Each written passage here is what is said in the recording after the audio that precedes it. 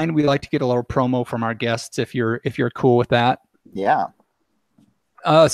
Typically, people will say this is John Holl with whichever. People say that. Yeah, That's yeah. weird. It's amazing. 197 episodes. Every guest has said it. Yeah. And you can just say with whatever you want, the author of, or Sure. You're listening to the We Like Drinking podcast, where you never drink alone, something along those lines. Okay.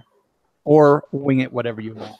And we are recording, I believe. Yeah. So anytime you're good. Oh, there we go. Screenshot. Yeah, there it is.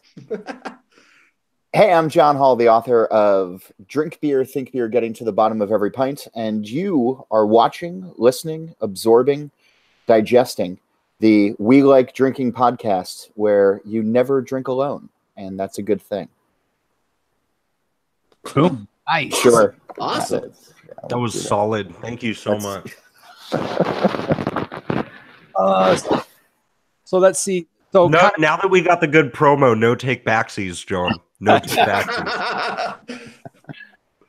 So we'll get into this. We'll follow the show notes somewhat.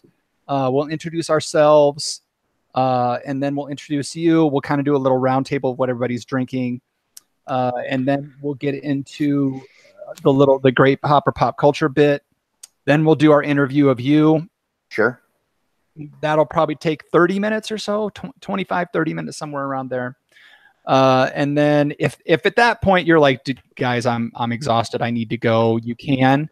But if you want to stick around, we do the booze news, which would probably be good if you stuck around since it's your show there.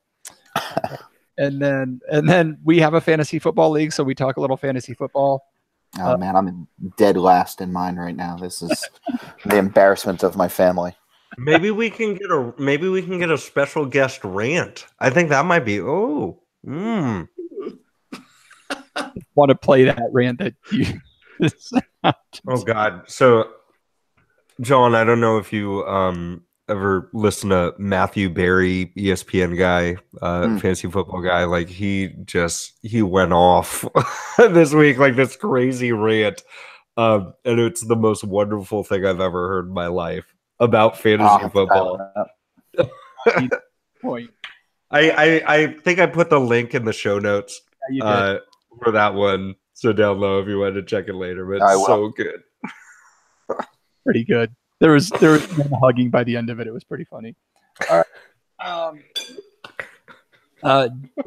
John Holl, any questions before we get started? No, I'm good. I'm ready. You have a paddle there ready to go, or what is that? This is my bottle opener. Okay. I have my backup beer ready to go. All right. Anything else from you two knuckleheads? I'm good. Yeah. All bodily functions have been taken care of. We're good to go. Jeff, are you in the chat? We've got a viewer.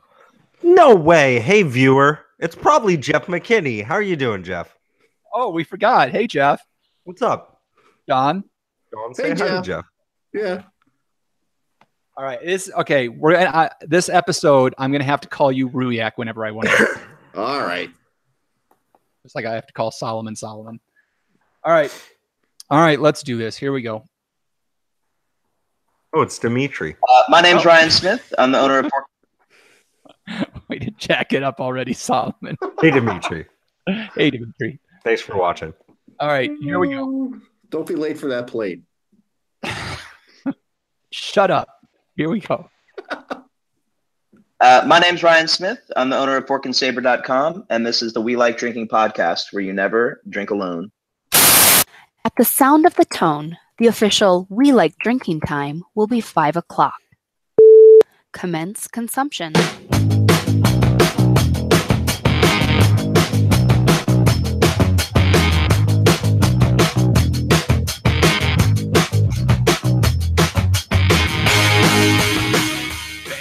Joining us for the award-winning We Like Drinking podcast, episode 197. In this episode, we'll be discussing Last Call for All About the Beer, and we're going to figure out how to get to the bottom of these pints with John Holl. So crack open your beer, uncork that wine, and let's get drinking!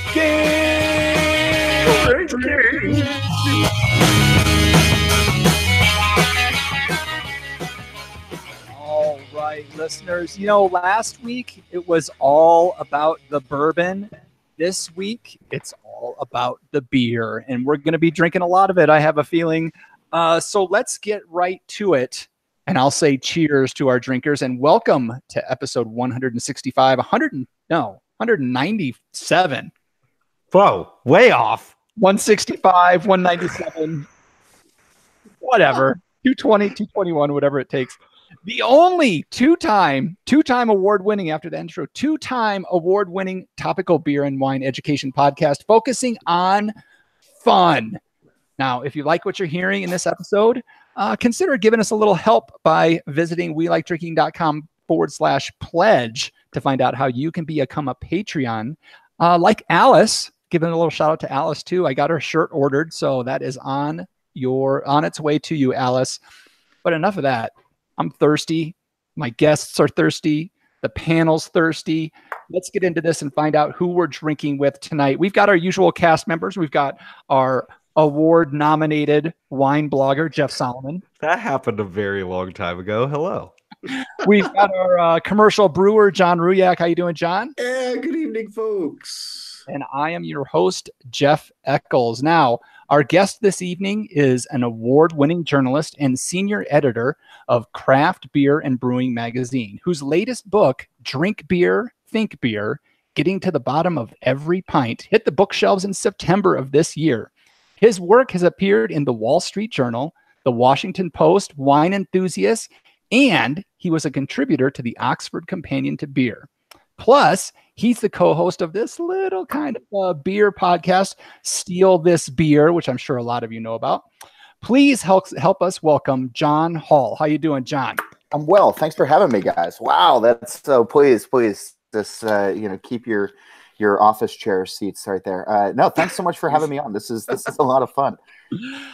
We like to have a lot of fun on the show, and this was a lot of fun getting to read your book. So I am super interested and super excited to get to talk about it. But first, I'm thirsty, and apparently I can't drink until I tell everybody what I'm drinking because I'm just that kind of guy.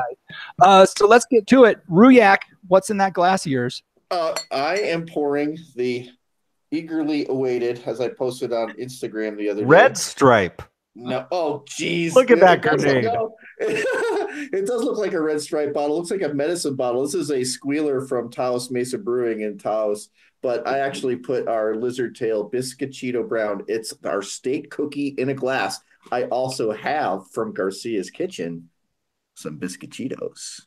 I can see our guest squirming in his chair. I'm super curious about a state cookie. You know, like you guys don't have anything better to do than just to like sit around and debate. Like, hey, what sort of pastry should we have represent our state? And also Mexico, in the back of my mind, I'm trying to figure out what would the state cookie of New Jersey be. And this is going to consume my thoughts for the rest of the broadcast. So as you were. Done. John's checked out at this point. All right. So how is the beer, Ruyak? Oh, well, I made it, so it's delicious. But it's a pretty hefty brown ale, 8.2% ABV, 16 IBUs. But I add a hefty dose of cinnamon in the boil, and right at the end of the boil, 10 grams of anise. So that I had to actually break up with a mortar and pestle. Nice. That way, the aroma doesn't disappear by doing it in a coffee grinder. I'm just glad he didn't also add a nephew, because that shit would get complicated.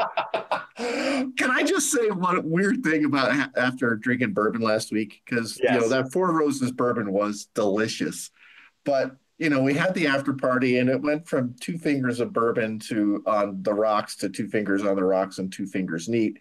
And I had some weird dreams.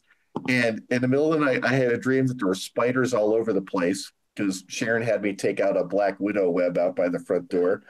And there were spiders all over the place, and I'm stomping all these spiders, and I kick Sharon in the middle of the night, 3:30 in the morning. She's like punching me in the shoulder. What the F are you doing? That's going to leave a bruise. I kicked her in the middle of the night.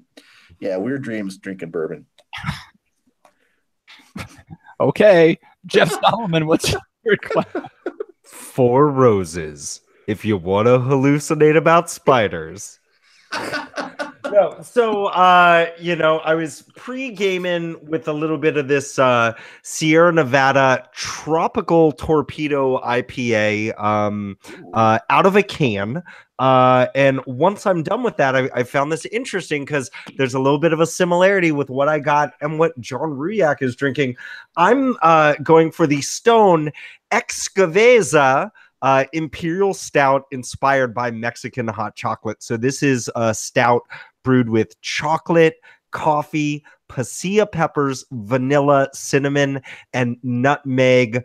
No nieces or nephews were harmed in the making of that. So I'm looking forward to that dessert. I guess that means I'm gonna have to pound this this poundable and crushable tropical IPA beforehand. May as well. John, what are you drinking tonight? So I'm not going the dessert route. I have this bottle of Deschutes. This is their Chasing Freshies Fresh Hop IPA. This is about the best we can get out here in Jersey as far as wet hops and fresh hops go, which is super disappointing. But I realized that I actually have this bottle of Ninja Bread Man porter, so a holiday porter brewed with spices and love. So if I want to join your little cookie exploration, I think I can, and I just might. It's at Asheville Brewing in North Carolina. Nice. So I've got a question because I listened to one of your podcasts for a little bit this afternoon here. Oh yeah, John, did you store it upright or on the side? This one has been stored upright. Okay. Yeah, on Steal This Beer, we get into where we should be storing things and how we should be storing things, and my co-host has opinions on everything. So obviously that cap didn't leak. No, this cap did not leak yet, but the night is young.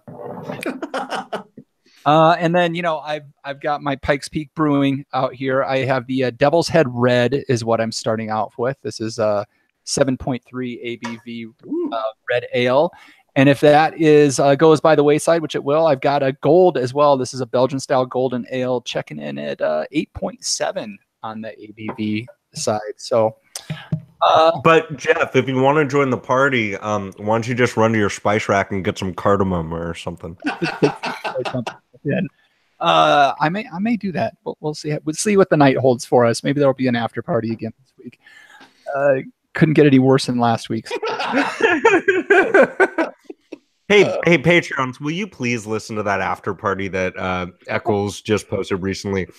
I want to know what you think. I was surprised that we were like fairly intelligible. It was fun. Well, we could understand our words, but none of the words when you strung them together made any sense. Yeah, we pronounced them well, but they didn't make any sense. All right. So before we get to the interview with John, we got to warm up our brains with a little side of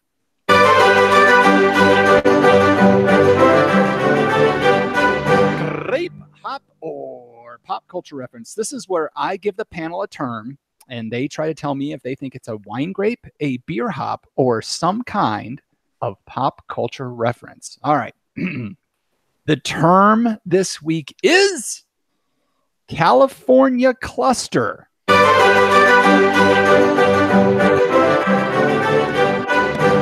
Don Ruyak, I believe we're starting with you this week. So is California cluster a wine grape, a beer hop, or some kind of pop culture reference? So this doesn't have anything to do with like that military term where everything just fouls up and it's just like a cluster, right? No, it might. I don't know. I mean, California is California. I mean, some could say that California is always a cluster, but that may or may not be what I'm doing. So, cluster is actually a pretty well-known hop. Mm. All right, no carrying. Okay, just That's going. it. I'm just yeah, boom, done. All right, John Holl, what do you think? I've never actually heard of cluster as a well-known hop, so I clearly am not suited for my job. I was originally thinking wine when it came down to it, but I'm going to go with pop culture reference. It's going to be some sort of really terrible thing that the kids have figured out to do, like when their parents aren't looking. Oh God! Wow. California cluster. See what you have to look forward to, Solomon. Can you spell that, please? Which part, California or cluster? I'm just checking. So they're spelled the way that they should be. It's 2 words, right? Yes, it is. Any umlauts? Okay. Umlauts. So I was also originally thinking that California cluster would be a variety of hops. It sounds like a variety of hops. But then I'm just thinking it's like it is like it's election season, and I know the rhetoric really kind of amps up, really like trumps up, and I'm just wondering if like, is this something that like our president said, like he referred to California as like a cluster or something like that? I think I am gonna go. I'm 80% hops, but like the 2 experts are both disagreeing in front of me. It's like when your parents get into a fight. I don't know what to do. I'm gonna say hops, and I'm scared. Okay, good job, everyone. California cluster is in fact a hop. Very well done, guys. It has been used since the 50s, but it suffered an almost extinction level event in New Zealand in the mid 50s thanks to the black root rot. Wow. Yeah. I'm going to have to go. California cluster.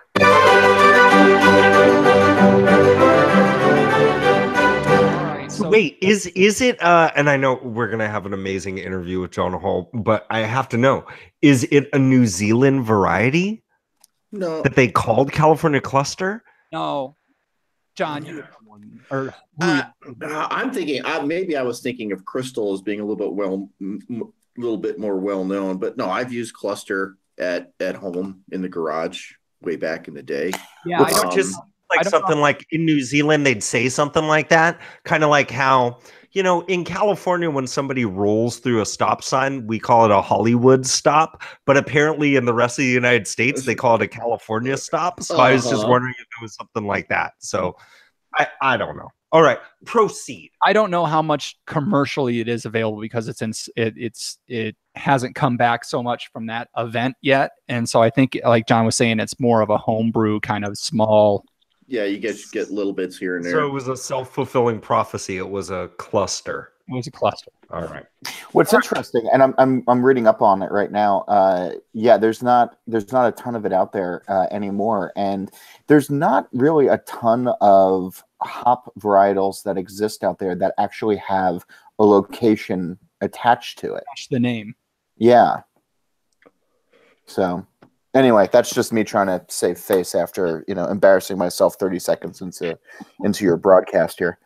We aim to embarrass, John.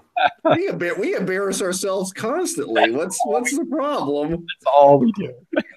All right, so I'm holding it up, folks. You can't see it on the podcast, but on the show you can. We're all holding it up. Holding it up. Author John Holl, Drink Beer, You're Getting the Bottom of Every Pint. John, I got to say, looking at your history in beer, I don't know what I was expecting out of this book. I was expecting it. I was expecting something. I don't know. I don't know what I was expecting out of it. But what I found was a really interesting discussion about a series of topics that really seemed to be geared towards everybody, not necessarily like people that were like super into beer, but maybe people that were interested in beer and just starting to get into going on that deep dive. And so I was kind of wondering, was that kind of what you were going for? And what was what launched this idea to write this book for you? So it was a couple of things, actually. I don't know, even when I started off writing this book, if I had an idea of what it would be after I was done with it. I've been covering the beer industry for the last 15 years or so, and I've been fortunate to have a lot of conversations with folks, not only drinkers, but, brewers and hop growers and maltsters. And, drawing off of these conversations, I realized that usually for the first couple of minutes, we might talk about, flavor, or we might talk about an ingredient, or we might talk about, a cool experience that we had or something like that. But then the conversation would really turn into something deeper. And when I'm writing articles, or, I'm on podcasts, or, whatever, there's not always a chance to really get deeper into what beer is. And, the whole idea for this book kind of crystallized for me after I had started writing it. And I was sort of bouncing around from chapter to chapter, but I was at Sierra Nevada down in Mills River, North Carolina, and I was with Bill Manley, who was their communications director at the time. He's at Surly Brewing now. And he just said out of the blue, we had just finished talking about, music or something. And he goes, God, we have these great conversations and the beer is always present. Beer is an addendum to life. And it crystallized for me at that moment that all of these conversations that I've been having around beer, about beer, because of beer, leads us to a richer, fuller experience. And there's great books that exist out there. Randy Mosher has written Tasting Beer, and there's great how-to books, by John Palmer and Charlie Papazian and all this other stuff. But, we don't often challenge ourselves to actually just think about, what's happening around the glass, because we're so focused on what's happening inside of the glass. And so I was fortunate to put this together, and Basic, the folks who published it, they were excited by this because they like to challenge people to think about things in new ways. And yeah. Does that answer the question a little bit? Or yes. Yeah. Well, before I get into my first deep question, I want to know: is the glass half empty or is it half full? That's the design of this cover. I love it. And to answer the question that immediately follows, I don't know what the beer is. The photographer who took the photo doesn't remember, but they say that it is American, at least. Well, so that's good. Yeah, it's and had this book been published by somebody younger, what's probably an IPA would have been much more hazy on the cover. So But the serious question I wanted to ask though was you're talking about the beer being an addendum. And, as a brewer, I've got a kind of a complicated relationship with beer, and, that does consumes my life, apart from, I try to shut it off when I come through the front door, but it's like there's a ubiquitousness to beer. And yet, as beer enthusiasts, we don't want it to become so much part of ubiquity, if you will, that it just becomes an afterthought. You see what I'm saying? I mean, it's so much part of our lives that we go about these things a little bit unthinkingly, and that's part of the purpose of your book, Think Beer. So, do you see a trouble with the complete ingrainedness that beer has in our culture? No, I don't actually.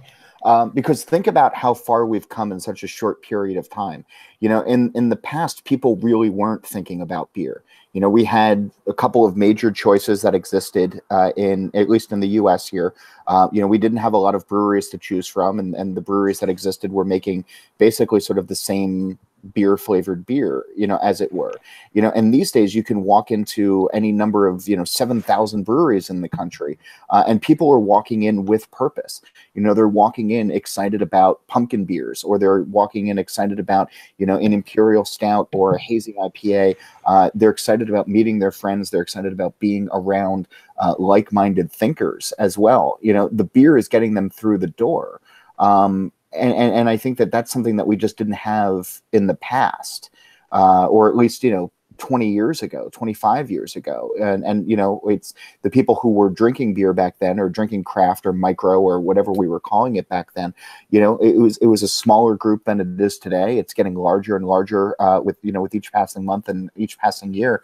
And so I think that it's sort of natural that beer brings us all together. But I don't think it has to be front and center, in our minds, because like we're appreciative that it's there, and it's getting us out of the house. It's getting us new experiences. It's getting us to travel. It's getting us to, taste, new ingredients. Like how many people, the beer that you mentioned earlier, with anise in it, like how many people are thinking about that beyond, the licorice that they get at Halloween or the licorice that they get, at any time of year. You're introducing that to them. You're giving them, new experiences to think about. And that's sort of the cool thing that beer gives to us these days, are all of these avenues for new exploration and new thought. But, we don't necessarily have to have it right in front of us, each and every time to get its full experience. Was that a significantly bullshit? Yeah, but I'll call you on that a little bit. So I want to go please into do. Your mind pub. Okay. So the mind pub concept, the mind pub concept of visualizing your experience before you actually have it. Mm-hmm. So I don't know. Reconcile those two questions. Reconcile my question with the answer you just gave me. I think that, there are preconceived notions that people have about beer. People line up outside of breweries because they have hazy IPAs and because they, want to queue up and live the line life and have, hazy IPAs. And then I think that there's other folks who, who walk in and who like to be surprised, who like to be delighted each and every time. I don't think that there is a one size fits all. And as I say very early on in the book, beer is a contradiction. It contradicts itself over and over and over again. And that's sort of the cool thing about it. So, reconciling one thought that I have with another, is difficult, because the whole concept of beer, the whole nature of beer these days is a lot like nailing Jell-O to the wall. There's no constant. The only constant is change in beer these days. Styles don't exist anymore. Loyalties don't exist anymore. The beer that you may like might not be the beer that I like, might not be the beer that Eccles likes. It's the same, and who's right and who's wrong. So yeah. I personally like the line life quote that you had there. There's a lot of people living the line life. Oh gosh. But then there's also a lot of zombie drinkers as well. There's a lot of zombies in those lines who are just, they're doing it because they think they should, or because they like the Instagram, or they like the, and they're not necessarily stopping and thinking about this. And, and that's sort of troubling as well. And I know for established brewers and folks who have been around and doing this for a while, or have had breweries that are open for a while, it's a really frustrating thing to see, some hotshot new brewer who opens up, who's making juice essentially, and has a line around the corner, and nobody wants to come and drink your perfectly balanced alt beer, or, or your, homage to a Hefeweizen or wherever. There's no right or wrong, but there's a lot of frustrations that exist in beer right now. And I get into that later on in the book, but I don't know if I can reconcile the first point with the second point, just simply because I don't even know if it exists. Yeah, I will. Yeah. And at that point hits home really hard for me. I work at basically a cult brewery. We do 300 barrels a year, and we do fine. And we just opened our second tap room yesterday. Oh, congrats. So that was pretty exciting. It's, soft open, but we had a pretty good turnout for that. And, but, someone will come in and say, God, this is the best beer in Albuquerque. No one knows about you.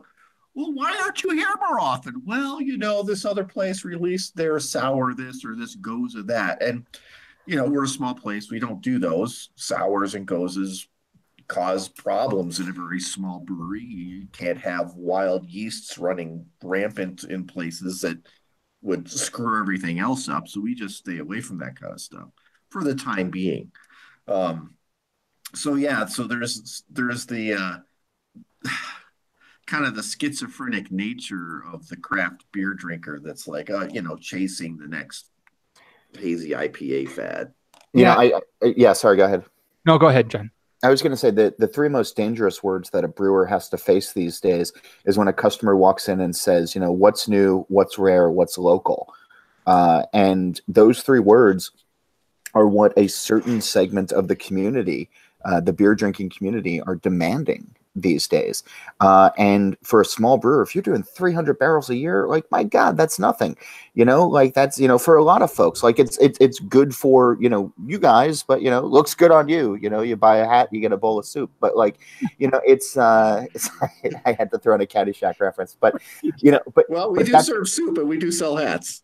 But that's a really tough thing though, right? Somebody walks in and they say, like, what's new this week? And it's like, oh, we don't have anything new up this week, but something next week. It's like, oh, so they're going to walk down the street, or they're going to go on to one of the trading forums and try to find something new, because we live in this insatiable age of what's next, what's next, what's next, what's next. And a generation ago of beer drinkers, like when I first came up, it was you'd buy a 6-pack of something and you'd drink the 6-pack and you'd enjoy it. And then you'd go and buy another 6-pack of it, again, because it wasn't necessarily about the beer, it was about what was happening around the beer. Right. And these days, people stand in line and they buy cases of Treehouse or cases of Trillium, or they're going to, Bottle Logic, or they're going, wherever, and they're stocking up on all this stuff. And so much of it is traded or going out the door to friends, or it is, hey, I'm going to throw this up online and show you guys, like how cool I am that I'm drinking this right now. And it's not so much about the flavor of it, it's about the impression of it. And so for small brewers, like, I get it. It's tough. And I don't envy the job that you guys have, in the same way that, like, as a journalist covering the industry, it's tough to stay on top of this type of thing. Like, what's actually really good and what's just hype, what's just noise. Yeah, and I think in the last chapter, The Art of Subtlety, I thought that was a really great point that you talked about, kind of the kids get off our lawn, or back in my day, we only watched cartoons on Saturdays, that when we were being introduced to beer, well, when some of us were being introduced Milwaukee's Best was the craziest thing out there. But as we started being introduced to craft beer, you experienced the basics first, right? And you learned about the basics first before you started going off all these tangents. But these kids today, how much do you think is the untapped impact of this, where it's, you don't check in a second beer of the same kind. It doesn't get to that next patch or sticker or whatever the hell you want to call it. It doesn't get you there. You always need that next thing that you haven't had before. And how much has that impacted these darn kids today? It's immeasurable. It's immeasurable how much the simple act of Untapped has changed the beer landscape. And some will say for the better and some will say for the worse. I don't know necessarily where I fall. I've largely stopped using it because I don't like being taken out of the moments anymore. It used to be, oh, wow, like a new badge, like I've leveled up again, or, wow, I got the, Visit Toledo badge, or, like whatever it is. None of this stuff matters, like none of this makes my wife love me anymore, or my kid respect me, or like, like the dog not look at me funny in the morning. Like, none of it changes life, as it were. And the interesting thing, though, just to get back to your other point of today's drinkers who are always looking for something new, or that next check-in, or, the simple gratification that comes with how many toasts am I getting, or how many thumbs up are I getting, and all of that, it skews the other way as well, because for all of the drinkers that are coming online today that are only being introduced to hazy or kettle sours with dragon fruit or whatever, or pastry stouts and everything, and who look at us funny when we drink a Sierra Nevada Pale Ale or an Allagash White or Sam Adams Boston Lager, or Jesus, like a Pilsner or Kel, for God's sake, or even a Budweiser, right? I have Bud as a rule, like every couple of months, just to remind myself, what 87% of beer drinkers in America are consuming, and I think in the same way that the younger drinkers and the haze boys and everybody else who's chasing this stuff, don't pay attention to the older stuff. I also think that some of us who might be stick in the muds, and I count myself in this a lot of the time, we need to branch out sometimes and try some of the new stuff. I don't love a lot of the pastry stouts that are out there, but I try everything that comes in front of me, and I try to give it, as much of a fair shake as possible, remove all personal biases, because sometimes I actually get surprised, and sometimes I actually find some good things. So I think both generations, and no matter where you came into the spectrum, new or old, need to find common ground in just exploration, and just remember that it's fun. That it doesn't necessarily have to be about, who's got, the biggest jock strap. It comes down to, like, just drink it, enjoy it, or don't, and move on. Like, it's, yeah. And that's like kind of what you spoke to before, what the beer is what gets you there, right? But then once you have the beer can sit over here, and you can start getting to know these people that you're kind of with. So yeah.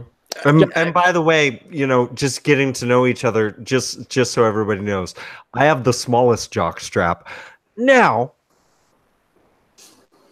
come on, no laughs. All right, thank you. Yeah. So I have to tell you, John, I wasn't sure, like, if there was a comma there, like you have one now, but like there's a surgery coming, or like you have it. Or, it was a period, and then now you were leading. That was my abrupt segue, and I was waiting for the laughter. Yeah. Okay. Sorry. I got to work on my timing. So I have to say this. I had such a fun experience opening up your book the other day, John, because there are times where I'll open up a book and I'll just kind of scan, and I'll see, how long is the intro? What's the gist of what's there? I'll probably skip that and get into the meat of what was happening. And I saw just how substantial the introduction of your book was. And I'm like, I need to take some time with this. And I have to tell you, like, I feel like what I was going through, just reading through the introduction here, is what I think a lot of our listeners are going through right now, hearing you for the first time.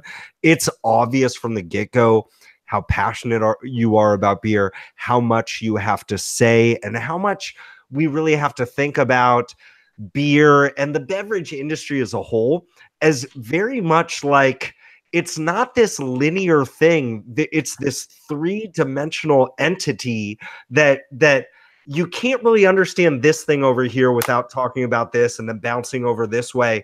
And I just really appreciated that. I also really appreciated how in a world where we typically gloss over the unsavory things, especially on the side of an industry that might be paying the bills, that you weren't afraid to approach things like racism and sexism and just bad business practices in general, to bring up things like that and shed a light on some of the shadiness of the industry as well. And I guess maybe my question is this, John was talking about, how do we reconcile these different things?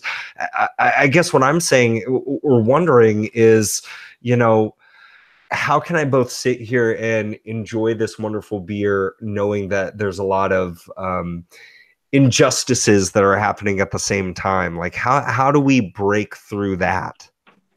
So two things. The first, you mentioned, that I wasn't afraid to bring all these things up. Of course I was, because, but it's the right thing to do, to talk about how there are people who over imbibe and who are alcoholics, or people who, drink too much and don't take care of themselves and could be facing health problems from, obesity to gout to, hypertension, or, anything else in between. Like, these things aren't popular to talk about, but they happen all around us. And so the whole theme of the book of, like, what's happening outside of the glass, that happens to us.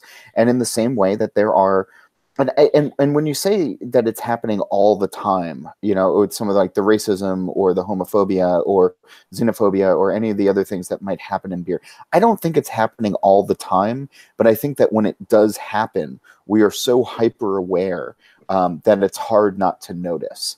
And I think the way that we combat all of this is, if you care about your fellow man, if you care about, humanity and equal rights for all, we have to remember that beer doesn't know gender, beer doesn't know sex, beer doesn't know religion.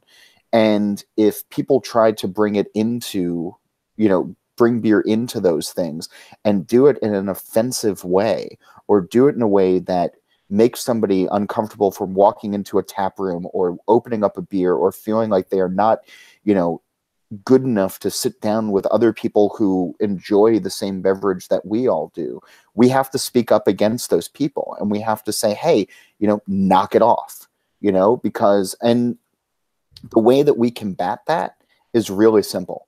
It's our dollars. It's our wallet. If somebody does something that you don't agree with, if somebody does something that you don't feel comfortable supporting, the best way to send that message is to make sure that they don't get your dollars. And it's as simple as that. Nobody walks into your house and says, you need to go buy this brewery, this brewery's beer right now, even though you hate their message. If you don't like it, you go down the street to somebody whose message you like. And, with 7,000 breweries in the country right now, it's not hard to find somebody who's doing it right, who's doing it responsibly, and doing it well at the same time. That's an extraordinarily good question, and I worry about that all the time. And I want the beer community to be as big as possible, because when I say community, I really mean community. And I say that because one of our regulars who comes, he's an attorney. He comes in every day about 2:00. I'm like, dude, did you do any work today? He says, yeah, I worked on some cases, But he's an attorney, so he's making money hand over fist. But he's like, I came here to be part of something. I came here to be part of this community. And his office isn't very close by. He drives 5 or 6 miles to come to our place every day to drink 2 double IPAs, and then he goes home. But, the diversity thing is tough. And, I always, Albuquerque is 40% Hispanic, 35% white, and the other 75 or other 25% is mostly Native American and some other stuff. And we just don't. We have a fair amount of that, but not as much as I'd like to see. So it's tough to have 4 dudes sitting around who are as white can be. Sure, absolutely. How do we make beer? The beer community more diverse, and it's a tough. I want it to happen in the worst way, just to spread the joy. I want to spread the joy of what it is, and I just wonder what the roadblocks are. Sometimes, is it economic? Is it perceived something else? I wish I could put my finger on it. And sometimes it's not a question you want to ask to your people that actually grace your business with their presence, because they are ethnically diverse. And do I sit down with those people and say, hey, we're really glad you're here. How do we get, our brewery to be more diverse, ethnically diverse? I mean, that's kind of, it seems like a tough thing to talk about to the people that actually do want to diversify your business as it is. The cool thing is that what you just said was earnest, and you're curious, and you want to improve your life, your business, yourself, everything, all of that. And I think that people generally respond to those types of things. I ask questions for a living, and sometimes I have to ask tough questions. Sometimes I have to ask questions that I already know the answer to, but I need to hear the person say it because it's my job, to do that. And it's a tough thing to get out of your skin a little bit to do that.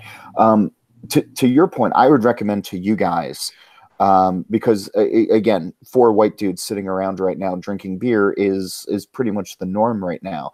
But the Brewers Association just hired a diversity ambassador, and it's Dr. J. Nicole Beckham Jackson, who is out of Virginia. She is an absolute delight, and she is used to talking to rooms full of white dudes, about diversity in beer. I would call her up and have her on your show, and you guys will have a fascinating conversation. I met her at the Montana Brewers Guild a couple weeks ago, and I'm still sort of processing everything that I went through with her, and hopefully it'll make me a better drinker, a better writer, everything else in between. So she's the expert. I'll let you guys talk to her about that. The Montana Brewers Guild. Boy, I know a guy from Albuquerque went up to Montana to go to a brewery. I wish I remember his name. You probably met him there. Anyway. Yeah, there's like 4 brewers. Yeah. Oh, it's a big place. So he got recruited. Anyway, I am monopolizing your time. Ruyak, no. Can you try and slide your microphone a little bit closer to your mouth when you get a chance? All right, there we go. Did you have any other questions? You can get one last question in for John if you got one. That was the question I wanted to ask. So that was. Yep, Jeff. Okay, so you going to tell him how to be a better journalist, or no, not at all. How to write a he's book. A fantastic journalist, and honestly, like I love all of our guests, but I'm particularly like really enjoy listening to you speak about beer, which on some level maybe leads me into this. I wish I had gotten into your podcast sooner. I know that you don't need my downloads because it looks like y'all are getting plenty. But I really enjoy your podcast, Steal This Beer. Not only is it one of the top beer podcasts on iTunes, it's also one of the top podcasts about stealing, apparently, too. Just wanted to throw that up. I mean, they call their listeners thieves. So, but into the mantra of the show. I think the thing that I really enjoyed because, John, Jeff, and myself are both really coming from the wine world. And so there was this place where I think each of us individually, maybe had this issue with, learning how to taste and learning how to describe what you're tasting to other folks. And especially when people aren't used to listening to you describe the beers that you're tasting, I think sometimes what happens is people might interpret that as like, what are these weird things that they're talking about? And what was so fun for me in the shows that I have listened to of yours is hearing you and your pals break down these beers in very much what I would say is like almost like a style of like how folks would be breaking down wines in terms of those flavor profiles. And I guess the thing that I really need to ask is, what makes a beer a summer salad beer?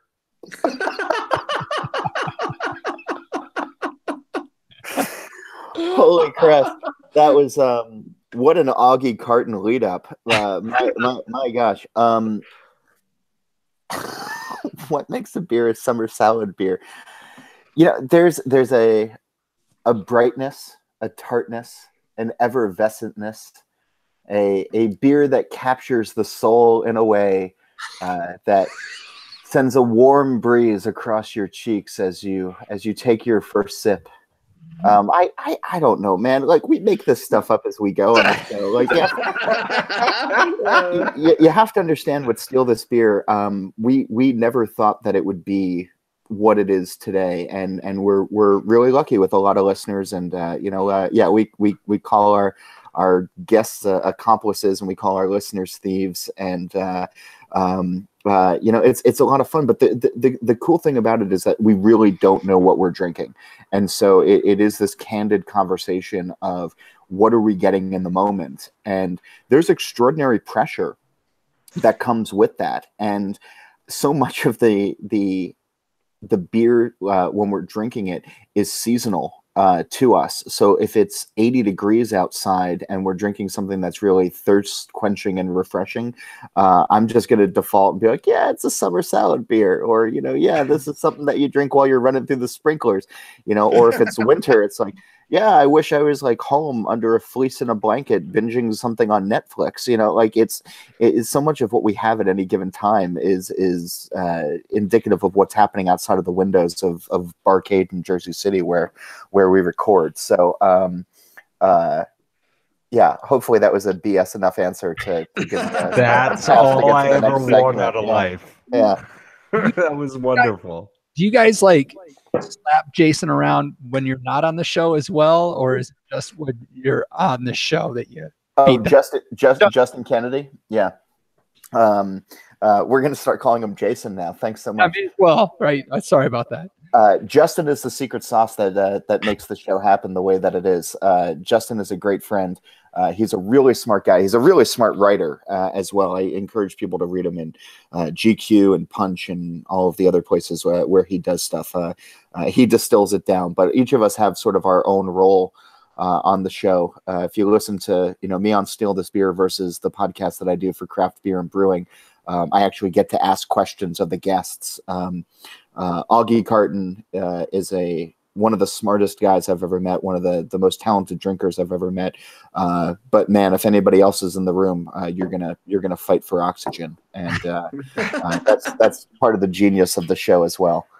All right, so John, thank you so much for sitting through our interview portion of the show. Happy to do it, guys. Do you have one? I'll give you 10 seconds for one last question. No, I'm good. I'm good. Okay. Here we go. Oh, here we go. Hey, John Holl. Hey, Jeff. Do you have a friend named Daryl Oates?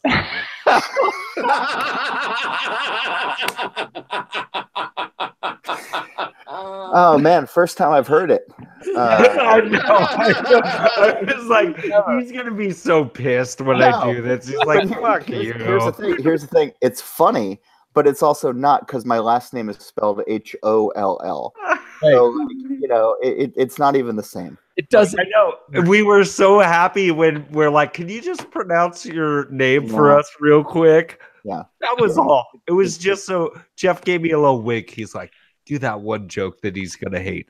No. I actually appreciated you guys asking me that question earlier. What is happening with John's camera? My God. Oh, okay, so John is speaking. He's killing on a a Black cell phone. Widow spider again. Like, this is John has a having a bourbon dream, and he is balancing it on a bag of frozen peas so it doesn't overheat. It's gone now. And now he's what happened to his beard? He doesn't like when people talk about the peas. My favorite thing, though, in beer is, since my last name is spelled Holl, and most people think it's Hall, John Holl, Hall, founded Goose Island back in '86. And so people misspell my name all the time, and that's sort of my running joke, is like, I'm not the Goose Island guy. John Holl from Goose Island really doesn't think it's funny when people think that he's an overweight, underpaid journalist living in New Jersey. So it's a scales of justice are tipped. That's all right. That's a perfect point to move on with the show. So John, thank you so much for sitting through that interview for us. We'd love to have you stick around as we get into the rest of this nonsense. Sure, I'll stick around. You're gonna grab a beer. Yeah, grab a beer. You can get. That's how you know you have a good show, when the guest is like, "Fuck, man, I need another beer." I'm on my second. John, have you finished your squirrely yet, or swirly? My squealer, but I do have backup. Yeah. I did break open my Excovisa, which Dimitri loves this thing apparently, and I've got to say this is beautiful. It is like Mexican hot chocolate in a glass with alcohol. It warms the soul, and that's cinnamon and those pasilla peppers. Like, it's this beautiful warmth. Like, I love this. This is like a summer salad while you're wrapped in a wool blanket, a freshly sheared wool blanket. It sounds similar. Eccles, have you ever been up to Copper Kettle in Denver? Yeah. Oh, yeah. they've got a Russian Imperial Stout that's a lot like that Mexican style, and that we went there after my wife graduated with her PhD from UC Denver, and that was one of the best beers I've ever had. Oh wow! Yeah. What's it called? It's like Snowplowed or Snowed In, or it's got a cool name to it. But yeah, I know the one that you're talking about. It's amazing. Yeah. Yeah, it's good. All right, now that we've sufficiently jumped the tracks, it must be time for Booze News, where we discuss interesting, noteworthy, or a lot of times some dumb stuff. But tonight, it's not. It's a little bit of sad news. So we're actually going to turn it over to our journalist guest, John Holl, to talk to us about this week's Booze News. Oh, thanks. Yes, from the We Like Drinking News satellite office in New Jersey. I'm John Holl.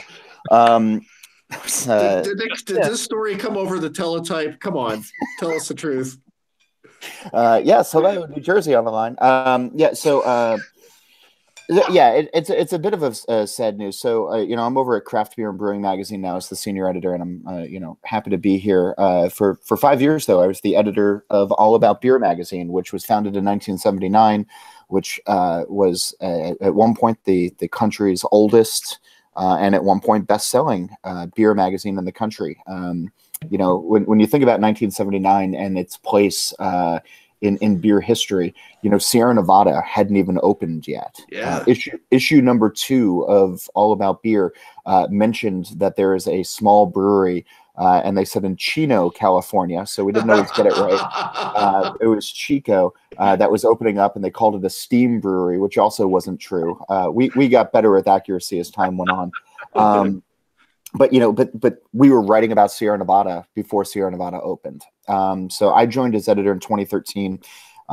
It changed ownership in 2014, and unfortunately, the new owner didn't do a good job in keeping it going, and wasn't able to pay the bills, and wasn't able to pay the staff, and wasn't able to pay the printer. And news came down this week that the last of the staff had been laid off. And it's for all intents and purposes dead. Jeff Allworth of Beervana out in Portland, Oregon, wrote the story on his Beervana blog, and I encourage everybody to go and read it.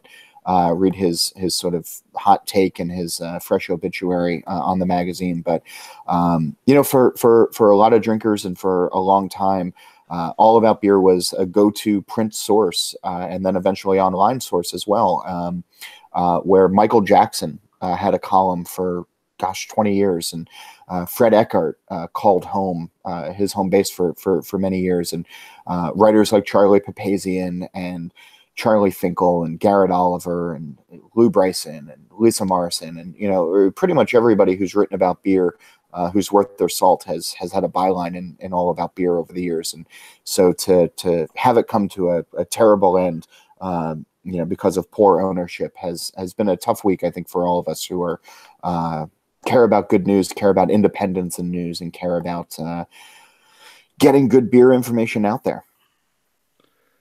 Yeah, that is. Yeah, that's a tough thing. But maybe I'll ask the question: was there ever an expose in All About Beer regarding beer with smoked whale testicles in it? Lord. At a time like this, I didn't even make my Michael Jackson joke, which I normally do. Right. Yeah, this is it's so sad. Like at a time when craft beer just continue, the knowledge of beer just continues to grow, and the desire for the information continues to grow, and to see a publication like this, like you said, because of poor management, not because of lack, not because of bad revenue or anything. Yeah. That a stalwart like this shuts down. It's really sad to see. It's heartbreaking to see, because it didn't have to. I think that's the most disappointing piece of it, is this isn't something that needed to happen. outside of poor leadership. Yeah. Well, let me ask you a different question. And I'm sorry, I'm trying to fit in my smoked whale testicles line somewhere. No, it worked. Actually, Brian Yeager, who's one of our great writers for a lot of time when I was the editor there, actually did work in a smoked, the Iceland beer, right? Or the Right. Nordic beer. Yes. Yeah. Yes. He worked in a reference at one point to one of his stories. So again, 39 years of history. The magazine covered it all. Yeah. But here's the thing. But I wanted to get to a different thing, and it's going to kind of expand on the whole craft beer thing in and of itself. Here in New Mexico, we have Southwestern Brewers News. I mean, there's a lot of regional, not monthly, but sometimes bi-monthly, every 2 months, because bi-weekly and bi-monthly can mean two different things. Yep. So did you see, like, maybe that had something to do with it as well? The fact that people are getting more, it's the hyper local movement that we're seeing in craft beer these days, where the regional brewers are having a little bit of a hard time with market penetration, but it's the really small places that are neighborhood outfits or single city outfits and things like that. Or in the case of publications, where you're having a more regional reporting on things, something that's something a little bit more, I don't know, identifiable to the reader, as opposed to this global thing that All About Beer might have been about. I think you can have both. Beer's a contradiction. I think you can have both in that what we were doing when I was the editor, and I can only speak about the time that I was there, was there are things that are happening in Albuquerque that are also happening in Boston and also happening in Santa Fe and San Diego and Fargo, North Dakota, and wherever. And us as a national and international publication were able to take all of this information and distill it down into, hey, here's a trend that's happening nationally right now, and here's why this is happening, and here's why, if something is happening in all these places, here's also how it might be differing at the same time. Whereas, if you just have a regional publication, a lot of the times it's, hey, this brewery down the street is making a stout, and this other brewery up the street is doing a saison, and there's not always the same context. And so I think you can have both. I think people want to know what their local brewery is doing. And I can't cover every local brewery. I can't do it now where I am. I can't do it with the podcast. I can't do it, in a book, but the local publications can certainly do that. But for magazines like All About or Craft Beer Brewing or Beer Advocate or Draft, when that was still around, and that shut down last year, also by the same guy who had All About Beer. Oh yeah, no, he's a, hold on to your wallets. But it's you can have these national magazines that give perspective, that have the insight that local writers might not have on a national scene. And yeah, important too, right? I mean, it's important.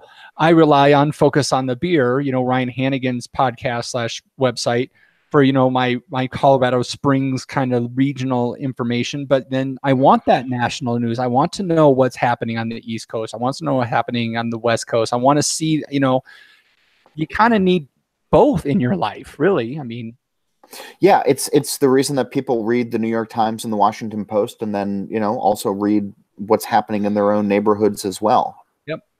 So definitely a sad thing to say. Well, I won't pour anything out because it'll go on my computer, but I'll raise a glass to the happier days, especially all the people that lost their job part of this. That's who I'm really heartbreak for. So cheers to those guys. Yeah. Agreed. Jeff, anything else on that? Nah, I mean, I guess the thing is, there's an opening, right? So maybe why don't we? I'm talking about the four white guys in the room. Why don't we huddle up together? Can that be the name of the magazine? Oh, geez. Four white guys talking about beer. No, like Nobody said anything about talking about beer. He said 4 white guys in the room, and that's also a terrible idea. That's a pretty bad one. But I was just wondering, like, is there space for like somebody to reclaim something like that? Like, and it's weird. Here's kind of like a beer thing. We think about, was it Pabst that is like buying up all these old brands of beer and like revitalizing them? And I just wonder if that is something that people are thinking about, or if it would ever really have that magic.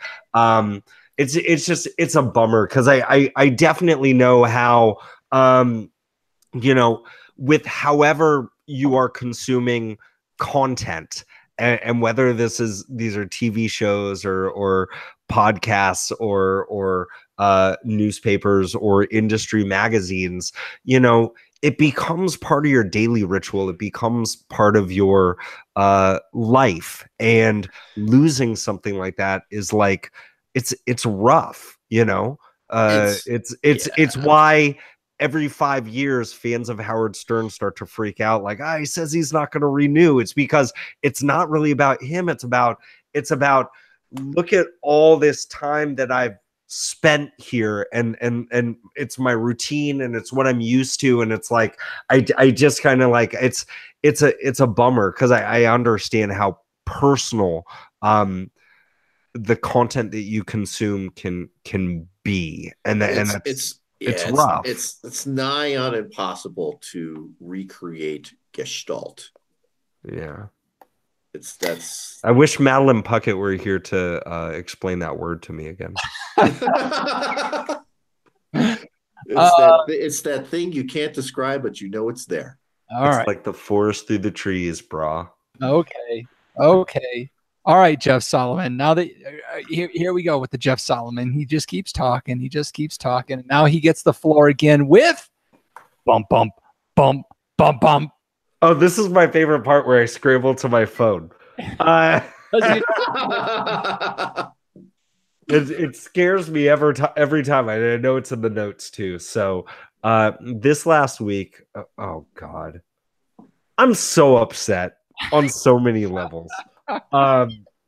In our fantasy football league for the We Like Drinking podcast, it's been tough for me to get hyped about these segments, because especially the last couple of weeks, I've been losing. So I don't know what to say. F you, Ryan Hannigan from Glitter Beer, for beating me. You're now in second place. I guess I would just say, like, is it who's in first place and second place have both beat me this year? Is that something? So, in order to be the best, you got to beat the best, and you both have. So, Ryan Hannigan with the Glitter Beer team and I played this week. So number 1 and number 2 are going at it. That should be awesome. By the end of the week, Jeff Eccles, you will be number 2. If that was a joke about poop.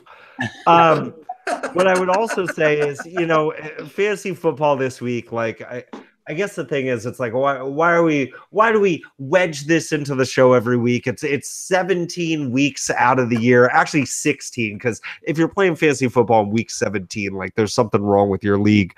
Get a better league. But what I will say is that I was so happy to see this week Matthew Berry of ESPN went on an epic rant about the worst fantasy football loss he's ever had in his life after playing fantasy football for 30 years. And he just goes off for a good, like, 2.5 minutes.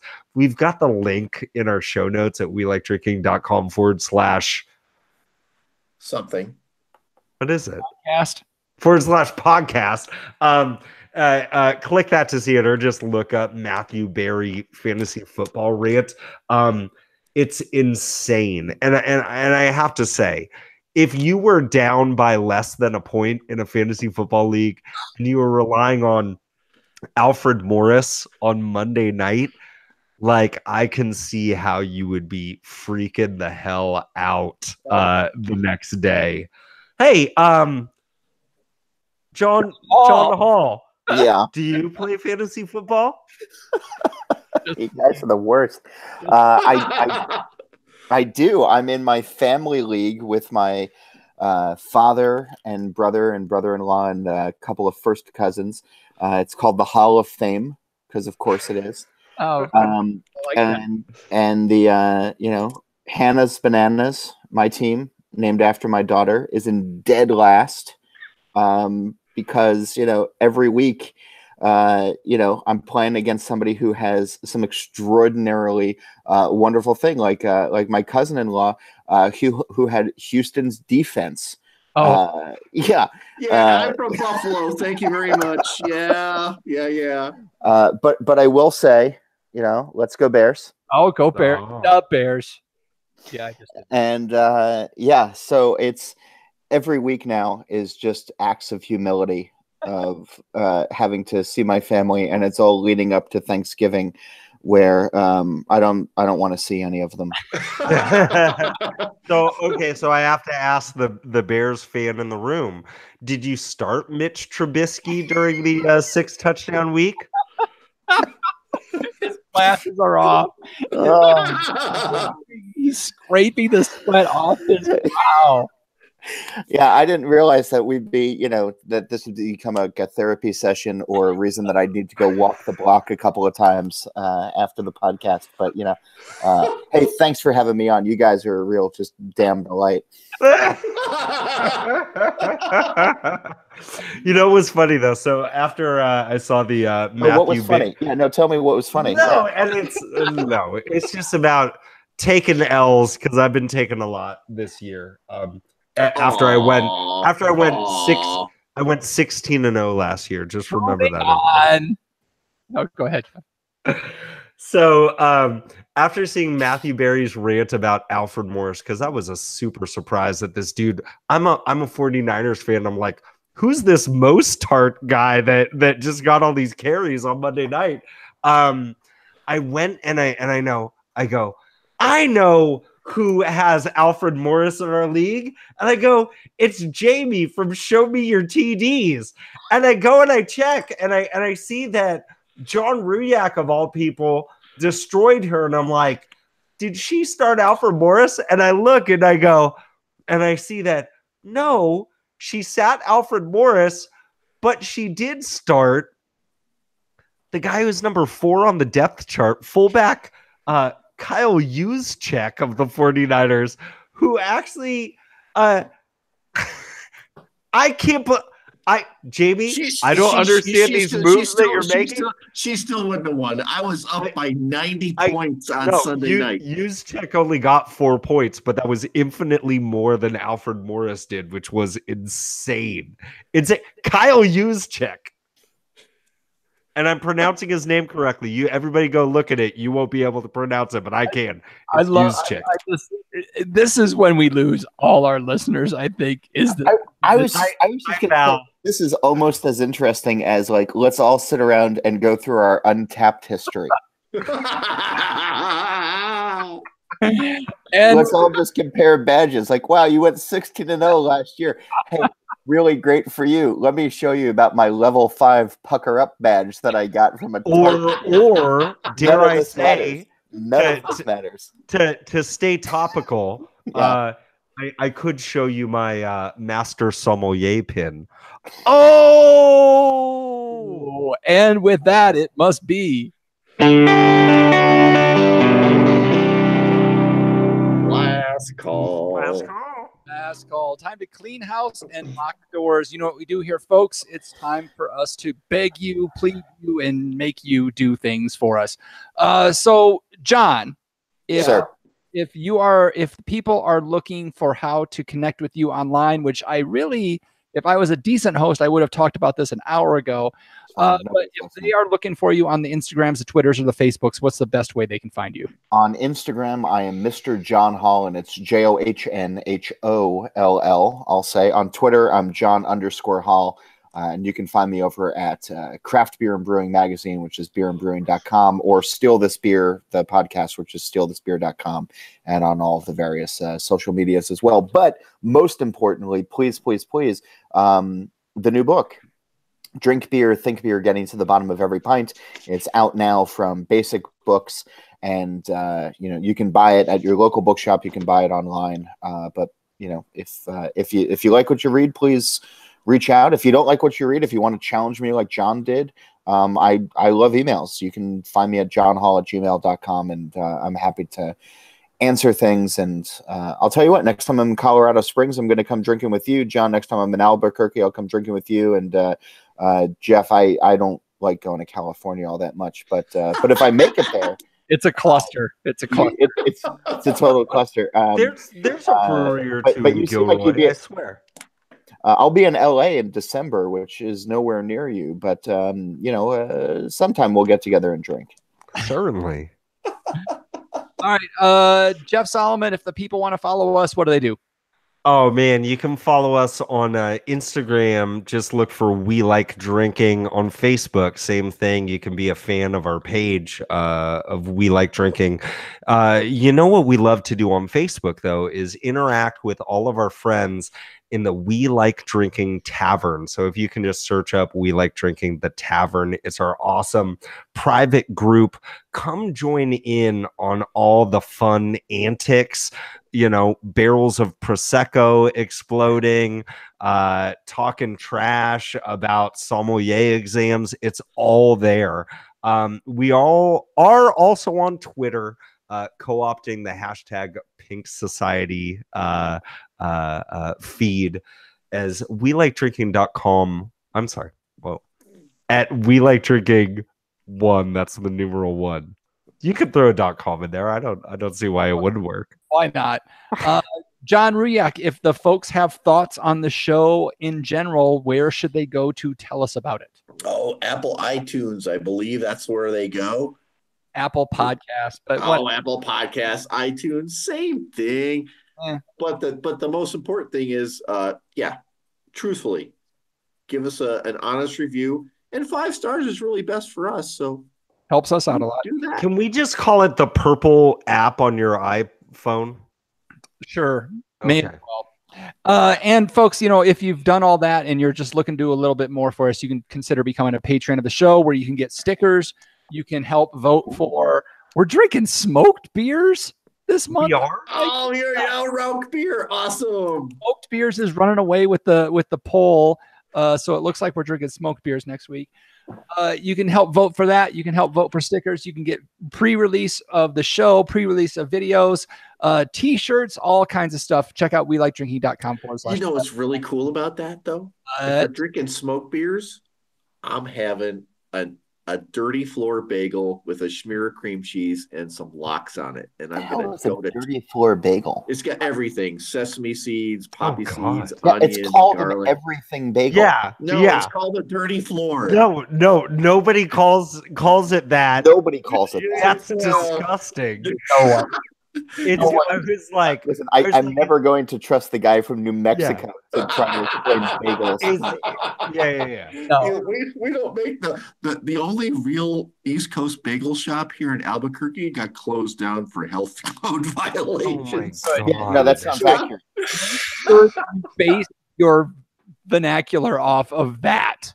Can I just say something as like the bagel meister over here? Everybody who's getting like bagels with chocolate and fruit in it, it's called a muffin. What the fuck's your problem?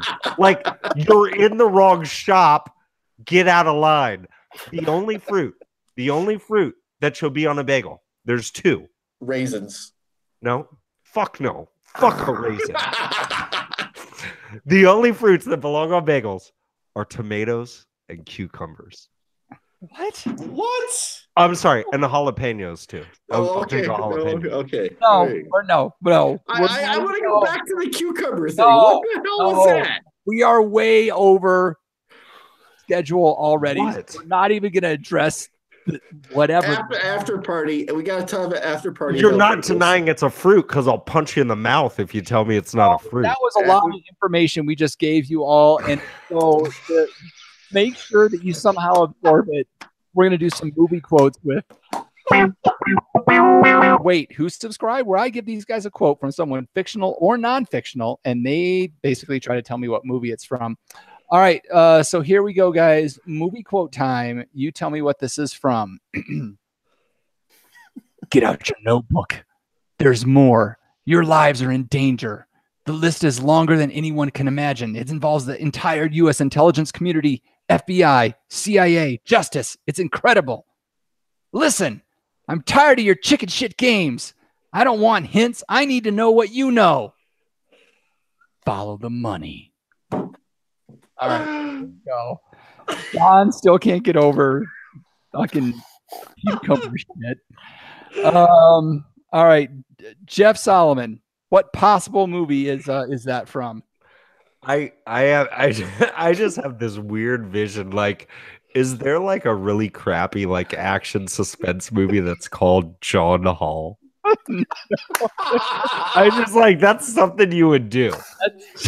In a previous life, yeah. Thanks. Yeah. No, there's not a movie called John Holl. Yeah. Yeah. Doesn't that sound like it'd be like the Jason Bourne series, but like John Holl? So revisited. Here's the funny thing, right? So my new book came out in early September, September 4th. I'm just going to plug this one more time. And it's a big day when the book comes out, and you try to capitalize off of media, and you try to to get as many people interested as possible. Right. There's a book that came out the following week that started its media offensive, as it were, on the day that my book came out. Okay. And it was Bob Woodward's Fear. So if you're going to quote All the President's Men to me, of course, it's going to cut like a linoleum knife into my heart. So thanks so much for just reminding me that Woodward is everywhere I go. But also he's just a goddamn national treasure, and we need more journalists like him in that day and age. But that's All the President's Men. Nicely done. I knew you would get it, so that's kind of why. I don't even get a guess. No, you don't. Because your voice always awesome for you to it's Batman.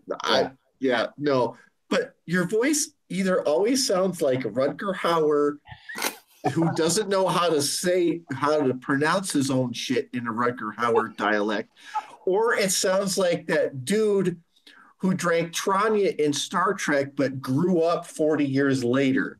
What? You know who I'm talking about.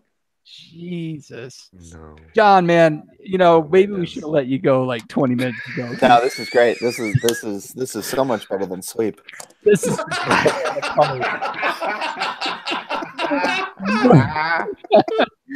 moving on. You can also find the show notes for this episode with all the links to the stories or mentions we had at welikedrinking.com/podcast or whatever the fuck it is. Or if you're on your phone, just swipe right. All right, folks. Well, I'm going to bring this show to an end, thankfully, because it's the time where I get to say, okay, panel, let's take one last trip around this table and get some final thoughts before we shut off the lights. John Ruyak. I love the smell of burning cucumbers in the morning. I smell a podcast after party, don't you? Jeff Solomon. Are caper berries a fruit? Mr. Professional Journalist John Holl. Any final thoughts before we let you go from this amateur hour? I'm so impressed you guys made it to 197 episodes. Ricken, can you guys take some of that Patreon money and buy John a selfie stick, please? I'm so tired of looking at his stucco ceiling. Dude, this is like the absolute like I can't tell you how it's not a stucco ceiling, it's popcorn ceiling. How much time we've spent looking up his nostrils is just beyond human comprehension. All right. In all seriousness, all three of you guys are invited to come to New York to have real bagels and to come on Steal This Beer and have a good time with Augie, who will just talk all over you the whole time. So, open season for you guys. And thanks for having me on. This was actually a lot of fun. All joking aside, I like what you guys do, and keep it up. We need more fun thought. We need more people thinking about things, the beverages in our lives, and you guys are doing a kick-ass job. So thanks for having me. Thank you so much. Appreciate that. And John, I mean, I'll say thank you for taking the time and the late night to join us. Congratulations. It's now tomorrow. Yeah, that's true. Congratulations on the book. Thank you. Definitely, folks. I mean, this is one to pick up. It really is like having a beer with someone and then just sitting there and just talking about beer and life and things. It's a very unusual read from what you're used to, but it's very good and it's very entertaining. And I really do appreciate the work that you did to it. I enjoyed it a lot. So thank you for taking time to come on. Congratulations on the book. Congratulations on the podcast. Congratulations on all your success. We'd love to have you back sometime. And we're road tripping out there for bagels. That's great. Do it. All right. And with that, I'll say thanks again for joining us at the We Like Drinking podcast, where you'll never drink alone.